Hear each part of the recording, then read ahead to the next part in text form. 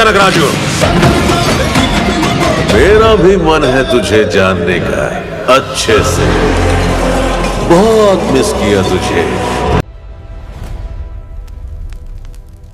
ऐसे तो जनवरी 2026 को एक से बढ़कर एक बड़ी फिल्में आने वाली हैं, लेकिन इस साल की शुरुआत इतनी बड़ी फिल्म से होने वाली है जो बॉक्स ऑफिस को पूरी तरह से हिलाकर रख देगी। सीधा आदिपुरुष के बाद, तो बिना टाइम वेस्ट किए वीडियो को कर दो लाइक। तो चलिए बात कर लेते हैं रिसेंट रिलीज मूवी द राजा साहब की। लाइफ में बहुत कम ऐसा होता है जब आंखों पर यकीन नहीं होता कि सामने दिख क्या रहा है। प्रभास को बाहुबली में देखा, कल की मैं पसंद किया, सालार ने सबको बजा डाला। उसके बाद इस इंसान ने राजा साहब जैसी फिल्म को किया जो सच में सिलेक्ट की या फिर अपनी डुप्लीकेट को चिपका दिया, क्योंकि मैं नहीं मानता कि ये इंसान ऐसी गलती कर सकता है। मतलब 2026 ढंग से शुरू तक नहीं हुआ कि ऑलरेडी साल की सबसे खराब फिल्म हमें मिल चुकी है। क्योंकि बॉस, इससे खराब कुछ बनाया तो फिर हाथ ही कटवाना पड़ेगा, क्योंकि दोबारा ऐसी फिल्म बनी तो 2026 में ही दुनिया खत्म। द राजा साहब नाम में राजा और काम एकदम चोरों वाले किए हैं। धोखा ऐसा कि जिस सीन पर फिल्म को बेचा गया उसी सीन को फिल्म से ही हटा दिया। मतलब ऐसे घटिया गाने फिल्म में दिखाना अलाउड है, लेकिन जिस सीन से थोड़ी उम्मीद थी उसे थिएटर में बिल्कुल नहीं दिखाया। वाह मेरे गरीबों के क्रिस्टोफर नोलन,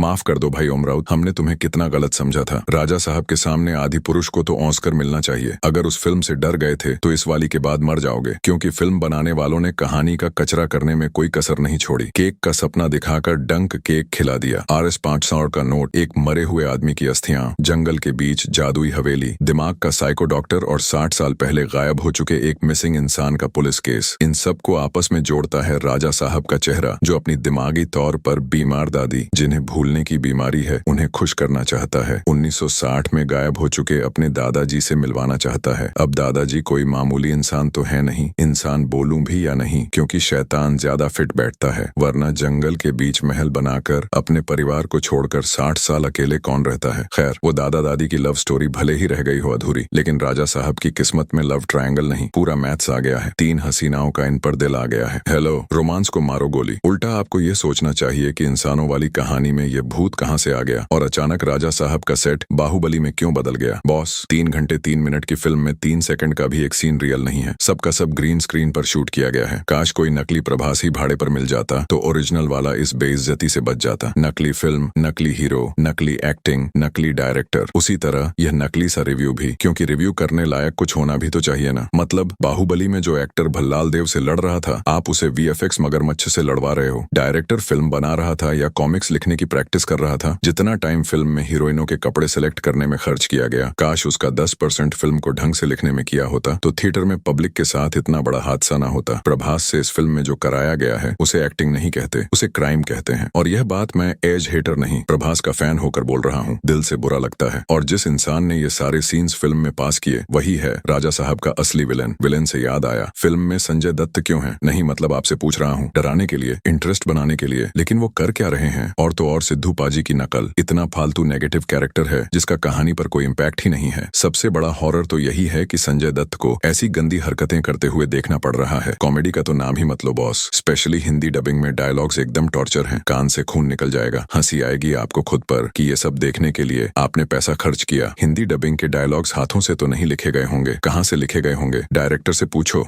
मुझे लगता है फिल्म का बजट हीरोइनों को चुनने में ही खर्च हो गया, वो भी 3-3, और तीनों का फिल्म की कहानी से कोई लेना देना नहीं है। सच में इनका पूरा रोल हटा दो तो कहानी को घंटा फर्क नहीं पड़ेगा। और प्रभास के साथ इनका रोमांस कम, मजदूरी ज्यादा लगता है। जितना पैसा उतना काम, बिना सर पैर की फिल्म है बॉस, जिसे अगर कोई 3 घंटे झेल सकता है तो वो शायद इंसान नहीं है, उसके सीने में दिल नहीं है। बाकी फिल्मों में नेगेटिव ढूंढना पड़ता है, लेकिन राजा साहब में पॉजिटिव कहाँ से लाऊं? इसका जवाब मेरे पास तो नहीं है। फिल्म को 10 में से सिर्फ 2 अंडे मिलते हैं। ऊपर से हिम्मत देखो, राजा साहब पार्ट 2 अनाउंस कर दिया। अगर 8% भी चांस है कि वो फिल्म बन रही है तो दुनिया आज ही खत्म कर दो, वो कम भयानक होगा। फिल्म में 0 एक्टिंग, 0 स्टोरी, डायरेक्शन 00, और ऐसी फिल्म की तारीफ करने वाले लोग, सैल्यूट है दोस्त आपको। तो भाई लोग, इस वीडियो में इतना ही। मिलता हूँ किसी और वीडियो में।